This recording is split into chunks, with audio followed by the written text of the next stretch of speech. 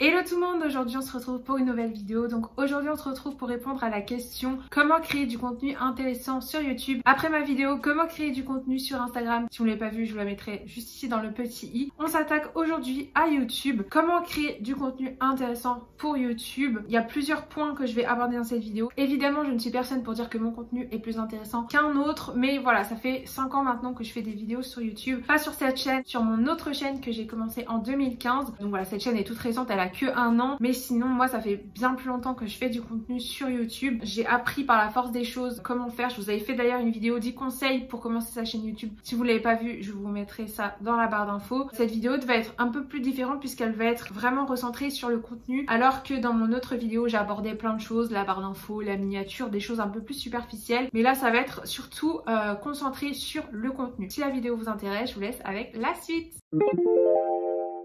Donc la première chose à savoir quand on veut créer du contenu sur YouTube, il faut bien connaître ses motivations. Pourquoi on veut créer du contenu sur YouTube? Qu'est-ce qu'on veut faire? Est-ce qu'on veut vendre quelque chose, une formation, des choses qu'on fait? Est-ce qu'on veut simplement partager des astuces? Est-ce qu'on veut divertir? Est-ce qu'on veut éduquer? Avant de publier du contenu sur YouTube, il faut bien connaître ses motivations. Pourquoi est-ce qu'on le fait? Si on veut faire du contenu YouTube pour gagner de l'argent, être célèbre, etc., bah, cette vidéo n'est pas faite pour vous. Moi, je pars pas du tout de ce principe-là et j'ai l'impression que ça ne va pas vraiment marcher parce que c'est extrêmement dur de percer sur YouTube et que voilà, si on n'a pas des bases saines, des motivations qui sont saines, ça va être difficile pour vous. Sur la longueur, c'est vraiment très difficile.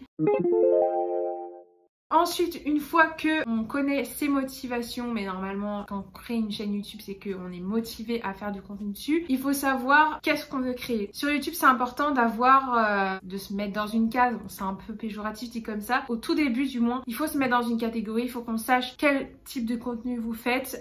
Est-ce que c'est du contenu éducatif? Est-ce que c'est du divertissement? Est-ce que c'est de la musique? Est-ce que c'est de la création personnelle? Et il faut aussi savoir comment on se place par rapport à son propre contenu. Est-ce qu'on fait du contenu expert, amateur, grand public, pour pouvoir après donner le ton aux vidéos, mais il faut déjà savoir dans quel domaine on veut axer sa chaîne YouTube. C'est hyper important de savoir dans quoi on veut se placer. Par exemple, moi mon contenu c'est un contenu qui est plutôt éducatif, ludique, voilà, c'est ce genre de choses. Le ton de mes vidéos est beaucoup plus sérieux que si par exemple je faisais de l'humour ou du divertissement. Donc voilà, c'est important de savoir dans quelle catégorie on se place pour pouvoir après savoir comment axer son contenu et savoir quel ton employer, etc.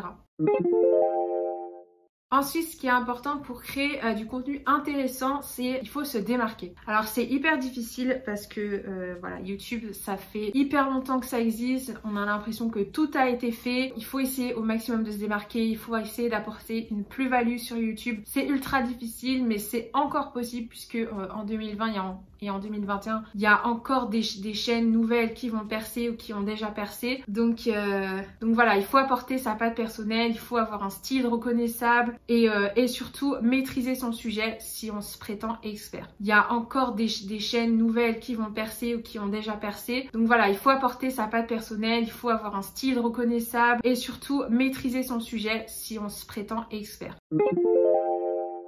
Après avoir choisi le fond, maintenant il faut s'occuper de la forme. Qu'est-ce que j'entends quand je dis la forme? Je veux dire quel format de vidéo est-ce qu'on veut faire? Est-ce qu'on veut faire du face cam comme je fais là? C'est-à-dire que je suis assise et je parle face caméra. Est-ce que je vais faire un format vlog où la caméra bouge et on emporte les gens avec nous quand on va quelque part? Est-ce qu'on veut faire un format plutôt voix off, c'est-à-dire qu'on ne voit pas le visage, on entend seulement la voix et on voit des animations, des choses qui défilent à l'écran? Donc voilà, il faut choisir quel format de vidéo on veut faire. Le format le plus simple ça reste le format facecam parce que voilà on n'a pas 36 000 questions à se poser, mais si par exemple vous voulez garder votre anonymat, peut-être un format plus voix off, il faut définir par rapport à ce que vous voulez pour votre chaîne, quel format se prête le mieux à votre contenu vidéo. Si vous voulez montrer par exemple du voyage, des paysages, le format vlog est un format qui est beaucoup plus adapté. Si vous voulez montrer des produits high-tech par exemple, le format plus facecam avec plusieurs caméras c'est peut-être plus adapté. Voilà, faut faire en fonction de ce qu'on veut faire, il faut choisir le bon format. Et la forme passe aussi par l'esthétique de notre chaîne, donc le décor, faut choisir une charte graphique qu'on va suivre le long de notre chaîne. C'est bien aussi si vous voulez un logo, etc. Donc voilà, c'est hyper important d'avoir un bon fond, donc un contenu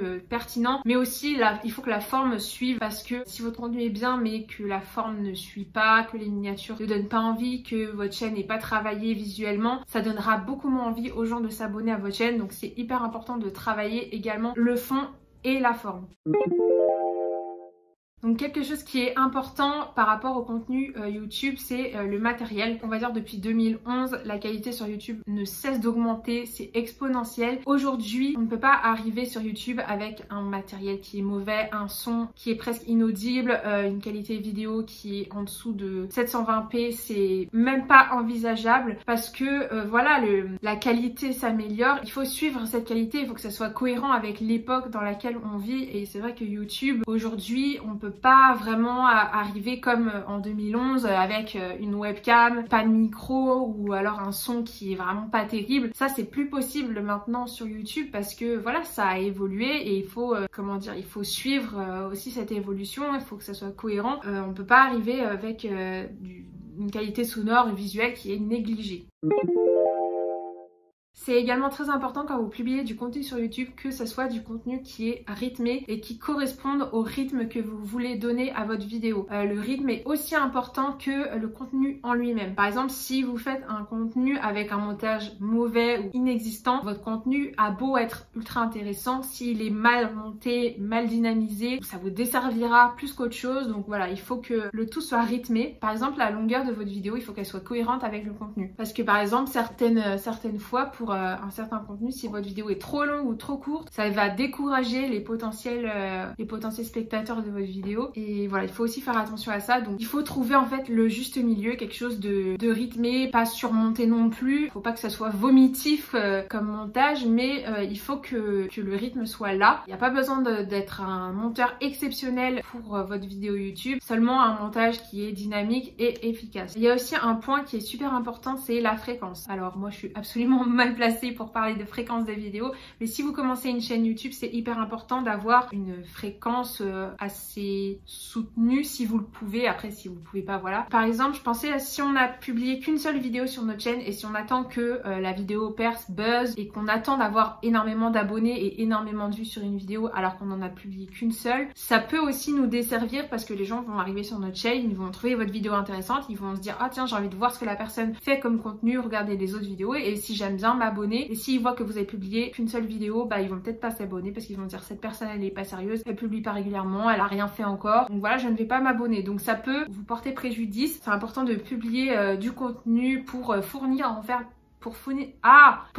fait matière à votre chaîne. Et enfin, le plus important quand on veut publier du contenu sur YouTube, c'est faire ce que l'on aime. Parce que quand on fait une chaîne YouTube, ça nécessite de l'entretien et ça nécessite une grande implication personnelle. Donc si on n'aime pas le genre de vidéo qu'on fait, ça va être beaucoup plus difficile de fournir du contenu de qualité, du contenu récurrent, etc. Donc voilà, c'est plus judicieux pour vous de partager une passion, un sujet que vous maîtrisez, qui vous intéresse, pour pouvoir ensuite intéresser les autres. C'est ce que j'appelle une citation que j'applique en fait pour mes chaînes YouTube, c'est être passionné pour devenir passionnant. Pour moi, c'est le plus important. Et je prends comme exemple, il y a certains youtubeurs qui font des vidéos où le sujet de base me passionne pas forcément. Je prends comme exemple In The Panda, qui est un youtubeur qui parle de cinéma sur sa chaîne. Je suis pas cinéphile, j'aime bien le cinéma, j'aime bien regarder des films, des séries, etc. Mais je suis pas non plus ultra passionnée par le cinéma. Et ce gars, quand il parle de cinéma sur sa chaîne, je trouve ça passionnant et ça me donne envie de m'intéresser à des choses auxquelles je me serais jamais intéressée s'il en avait pas parlé, et il en parle extrêmement bien parce que c'est quelqu'un qui est passionné par ce qu'il fait, il adore le cinéma et il s'y connaît vraiment bien. Je trouve que ce mec est passionné et qui rend son contenu vraiment passionnant. Donc ça peut vous aider pour si vous savez pas du tout quoi créer comme contenu. Partez d'une base que vous aimez, que vous maîtrisez, qui vous intéresse vous d'abord. pour pouvoir ensuite intéresser les autres. Je trouve ça primordial. Voilà tout le monde, j'en ai fini pour cette vidéo. J'espère qu'elle vous aura intéressé. Si vous avez des questions, n'hésitez surtout pas à les poser en commentaire ou en message privé sur mes réseaux sociaux qui vont s'afficher sur la vidéo. N'hésitez pas à mettre des pouces dans les airs si ce genre de vidéo vous plaît, à me donner des idées de vidéos, comment créer du contenu sur Twitter, j'en sais rien, sur Facebook, sur d'autres plateformes si ça vous intéresse. Et sur ce, je vous dis à la prochaine fois pour une prochaine vidéo. Bisous.